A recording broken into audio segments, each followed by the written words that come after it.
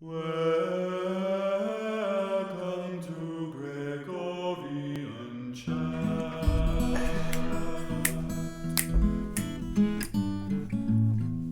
Oh my goodness. Every time a good time. just dancing kind of guy.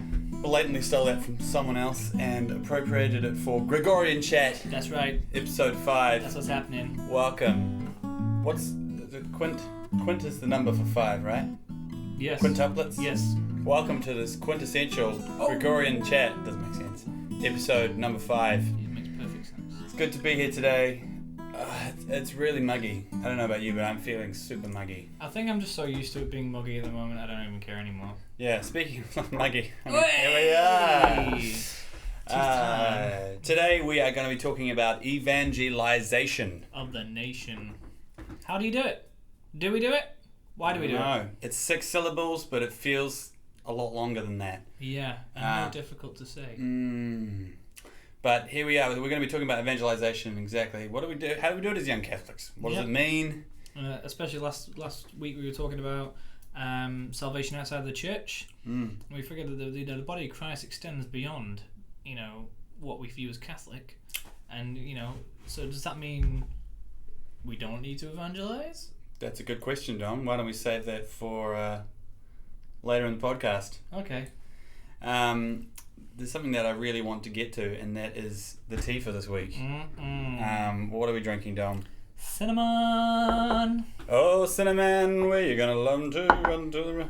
It's just cinnamon. It's literally called Just Cinnamon from T2. Yeah. Who are supporting us. We We popped down there earlier, and we just saw it. We just saw just cinnamon, and we just have to have it. We just have to have it because we both love cinnamon, and sometimes I feel like a cinnamon myself. Yeah, and if you haven't cinnamon, what are you looking at? So we're gonna try this just cinnamon. Cheers. Let's see how we go. Oh, isn't that just life-giving? It tastes like cinnamon. Oh It my smells good, goodness. though. I think the smell might even top the taste. Yeah. You might possibly, just by a small chance, be wondering why we're wearing helmets today. There's a very good reason. One of us has received a concussion. I'm not saying who it is, but it's I'm Dom. not saying who it is, but it's Dom. Received a concussion in a football match, and I'm not saying whose fault it was, but it was Dom. it was Dom. So, Dom kicked a football at Dom's head Well, for the second time in a game. it wasn't at Dom's head. It was to clear it from the pitch. It was a defensive strategy. And usually when it works very Exactly. good. Yeah. Thank you for defending Dom. No worries, Dom. Of course, you can't guess which Dom it was and who had the concussion unless you've been paying attention to social media. So you probably can recognize which one it is. Anyway, we were trying to figure out if it was like Dom had a concussion or Dom Is suffering from a concussion. Like, how would you even say that? Is the concussion the thing that happened, the hitting of the head, or is it the continuous effect afterwards? I don't know. That's another podcast, right? That is another podcast. Concussions. What are they? What are they? Where do That's they our come medical podcast. But yeah, how was that, Dom? How was what? Okay, Dom got a concussion. I I got was going to say. Okay, right. And How I was the one who kicked the ball straight at his face, Yes. and now he's wearing his backup glasses. Backup glasses, not the right prescription. So hence we have to wear these helmets just to protect from any future concussions. Things tend to get a bit rowdy here in the podcast. I actually saw a post the other day on a Miami beach or a California beach, and there was a sign for anyone who's jogging, they have to wear helmets. Are you kidding me? I'm not even kidding you. And there was some sort of like security enforcing it. What? Like, there's a person there. Like, it didn't say helmet police, but it might as well said helmet police. Are you sure this is true, or are you just like I'm jogging your 100% sure. memory for stories? I'm 100% sure this is true. Yeah, it's true. Just checked. Okay, good. Well, So, that's ridiculous. But this tea is not ridiculous. No, this tea is not. I was just going to comment on how amazing it is. So Dom had to take a day off work in the hospital, and he had to get a CT scan, which stands for Catholic Theology. Yeah, that's what it stands So basically they had to look at his brain and find out how much Catholic theology We is had in an it. existential crisis for a while. Because you can't have eggs. Yeah. And existential. Intolerance. Anyway, so yeah, computer topography. Didn't see the picture, but you know, if maybe I was a bit more clued up, I would have asked for it. But it was a lovely day in hospital. Very confusing day. And then went home and didn't come back to work until Monday. And today's Tuesday. Yeah, today is Tuesday. Happy Tuesday, everyone. You don't choose every day, but today is the Tuesday. Anyway, it's probably about time that we got into our topic. Yeah, why not? Evangelisation, and we're not talking about just online-lisation, evangelisation. Evangelize it. But that would be such a good idea to get a van for Yeah. chaplaincy and call it like the Evangelisation. We just go around in a van. Well, we kind of have a van, 7 seats. But then the question is, what is lisation? We'd have to look up Another podcast. Another podcast. So, as I said earlier, the question was if the church is so broad it extends outside of Catholicism, you know, the question comes to my mind, so where does evangelization fit into this? Because we have very specific ideas of what evangelization is. Like, first thing that comes to my mind, you get yourself a soapbox, you get yourself a gospel, you start waving it in people's faces. A lot of my friends, a lot of Catholics, I feel, don't like that because it's very public. You have to know your scripture very well. Yeah. And no problem. Yeah, and Catholics don't read the Bible. So well, that's a lie. That is because I know that all of you read the Bible. Yeah, but it's it's kind of like a common thing. It's some Catholics almost take it as an identity thing. Like, I don't read the Bible because I'm Catholic. Oh, really? Yeah. But so that's one of the most obvious things you can think of when you think evangelization. And there's a guy and his wife, and they look Amish. Yes. And down on Queen Street in Auckland, and he's got a big beard, and they have little ukuleles. It's very cute. And anyway, so I've seen them a lot. And then one day I was walking down there. I was walking on Queen Street, and I thought, man, it's kind of funny, it's kind of silly. But then I thought, no, good on them for getting out there and, preaching the gospel. And I said, I'm just going to stay for a while and listen to what they have to say. So I was, listening and just standing there, and he said, and if you read the Bible, you will know that the Catholic Church is the whore of Babylon. And I was like, okay, well, that is just ridiculous. Fact. So I was like, not really worth my time. So then, it's people like that who can sometimes give evangelization a bad rap. Especially that type of evangelization. However, on the other side, if you've heard of a guy called Nicky Cruz, he was a gang member in like the, 70s? Yeah, he had a whole crew. Yep, he had a whole crew. No, Nicky Cruz. They called them the Nickies. Anyway, he was a pretty seasoned gang member, killed people and stuff. And it was a guy preaching the gospel on a soapbox that converted him to Christianity, changed his life around, he got married, had a great relationship with his wife and kids. It was beautiful. So, it does have its merits, but it's not, is it the right way to do it? Is it the only way to do it? I don't believe it is. And this is where I would like to insert something that's actually a commonly misquoted saint, and that is St. Francis. Dominic. Oh. No. Okay. No, you're not a saint yet. All right. Well, you carry on. You do a bit. Well, St. Francis of Assisi is commonly misquoted as saying, preach the gospel at all times, and if necessary, use words. I thought I was the concussed one. Preach the gospel at all times, and if necessary, use words. Yeah. So he actually never said that sentence in any of his official Not writings. written down anywhere. But, and so basically people use this as an excuse to not preach the gospel verbally, They kind of say, well, the most important thing is actions, and therefore we don't actually have to speak about our faith. We just have to reek of our faith. We have to reek of our faith. I just made that up right now, but I think it's quite good. Eureka. Yeah. And so that is obviously not the case. No. Jesus in Matthew 28 actually said to his disciples, go forward to the end of the world, preaching the gospel, gave them the Great Commission. Yes. And as my good friend Aaron says, it's not the great suggestion. It's not the great suggestion. It's a great commission. Yeah. No, and it says go forth and make disciples of all nations. It's not make them. Not like physically. No, Not like- yeah. Not we're not talking, the Spanish Inquisition here. We're talking go out and help people come to the realization of truth. Bring them into the fold. So we were talking about like evangelization. It is of words. We have the word of God. How can you speak the word of God otherwise? That's true. It is created to be listened to. So we do have to share it verbally. On Facebook. I don't know. Yeah, be it on Facebook, be it on whatever. Maybe make a podcast and put it on YouTube. Oh, that's a great idea. Hypothetically. But like, there's also, it's about being Christian.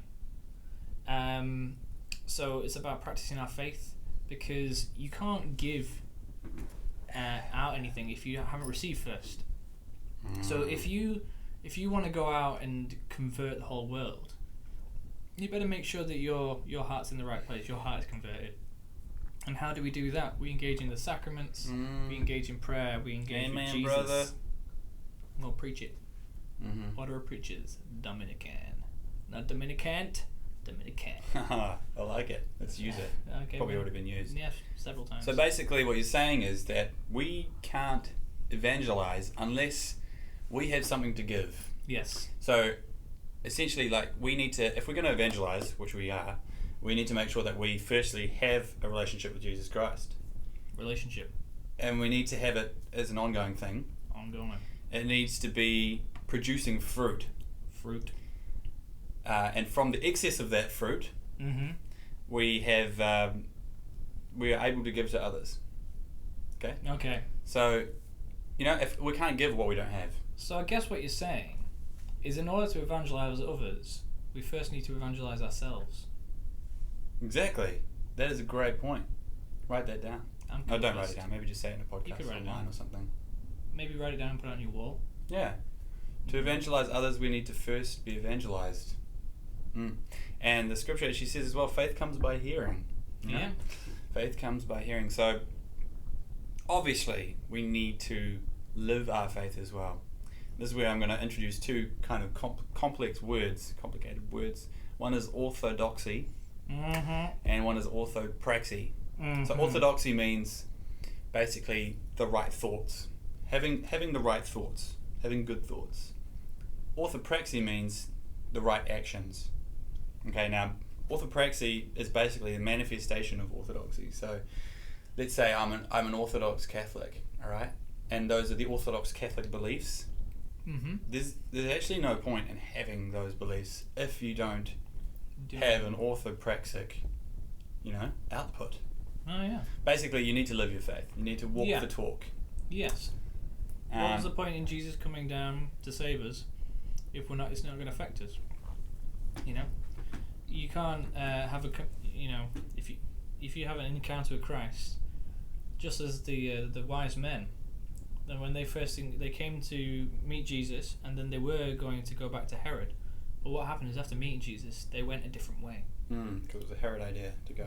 It was Herod. Straight back to him. Herod.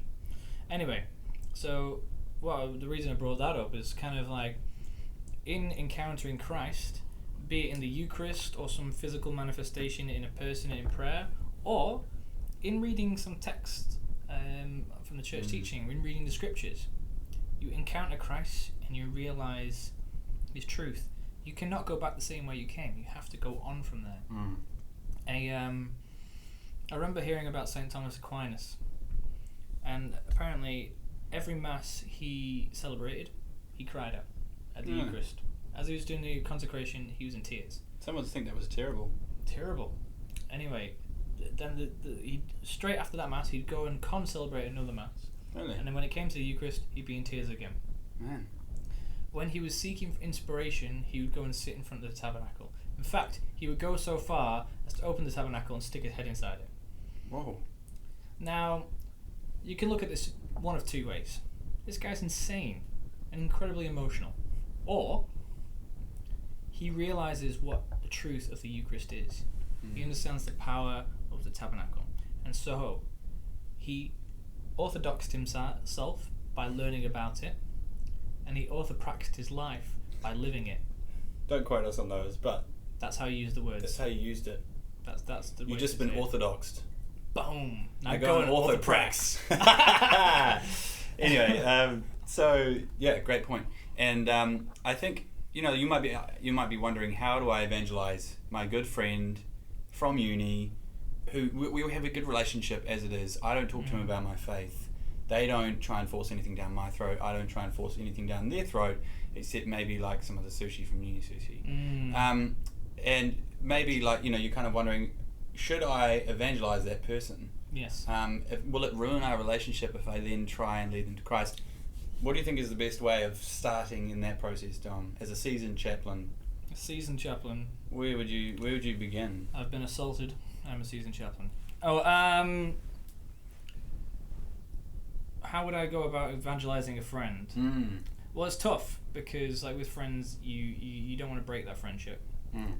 But I think the orthopraxy is the way of doing it. If I remember when I was at university, just converted to Catholicism. I was going to save the world. I had great plans, didn't work out. Anyway, I would go to church every Sunday. I was staying in this Anglican chaplaincy with a bunch of not necessarily Catholic, not even necessarily Christian people. And every Sunday, I would see them downstairs having the breakfast, and I'd be like, "I'm off to church. Does anyone want to come with me?" And they'd always go, "Oh, sorry, I'm not Catholic." And I was like, "I didn't ask if you were Catholic. Do you want to come to church with me?" So I just kind of normalized it and made it a thing that isn't weird.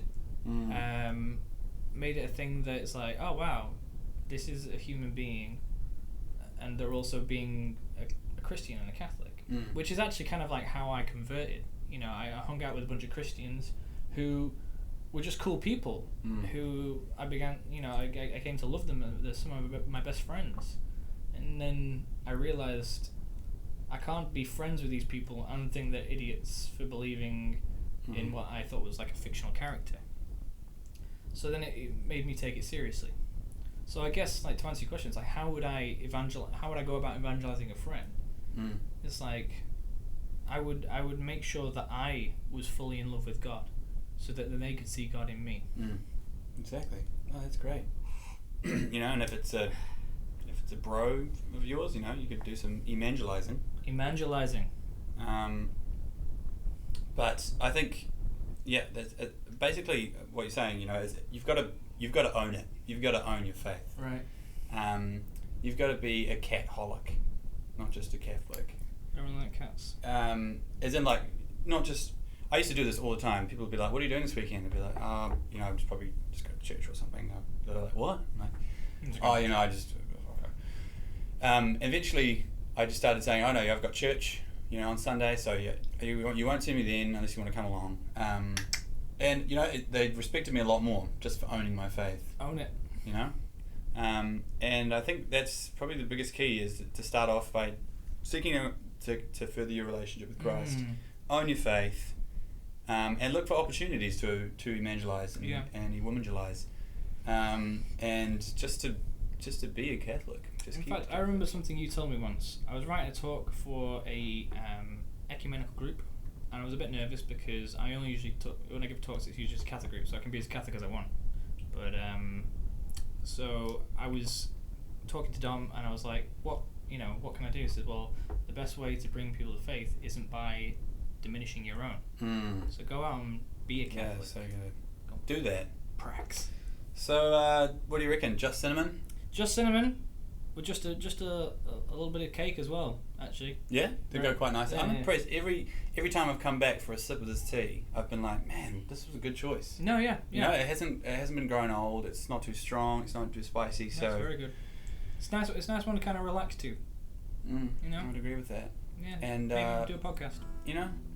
I'm feeling really chilled, so I don't even know if I need this helmet, but I'm gonna keep mine on. yeah, It's probably for the best. But you stay cool. Go do some evangelizing. Practice, or you'll see you next week with another episode of Gregorian Chat. Yeah, and remember, evangelize yourself before you evangelize everyone else. Cheers. Keep it real. Keep God it bless. Catholic.